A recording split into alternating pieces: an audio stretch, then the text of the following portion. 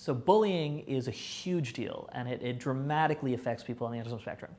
But because of how I grew up, because of my experiences, I either didn't really experience it, or if I did, I was too oblivious to notice it.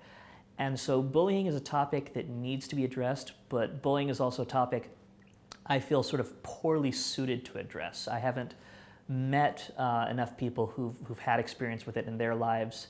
I really believe that we need to introduce neurotypical students to people on the spectrum and really approach, there's a movement called neurodiversity, and it's about improving the acceptance of people with any sort of condition, be it just depression, anxiety, all the way up to autism and things like that, but getting the idea that people have brains that work differently, and we need to integrate them into society, we need to integrate them into people's understanding of each other.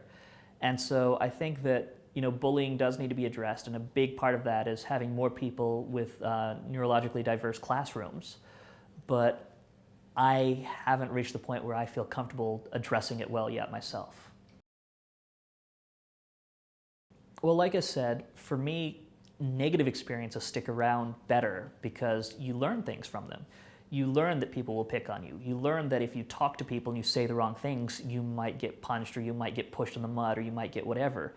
And so maybe you aren't still upset by it, but you've learned that you can't trust people, that you can't talk with people. You learn all kinds of lessons that make life more difficult and that create new anxieties. And so, maybe you aren't upset about what happened yesterday, but as soon as you see that kid again, you know that you can't interact with him, and so every time you're around him, you're having anxiety attacks. So there are a lot of ways that the past can affect the present, even if you don't have a strong connection to it. And like I said, the way that people connect to their memories can be very different for people on the autism spectrum.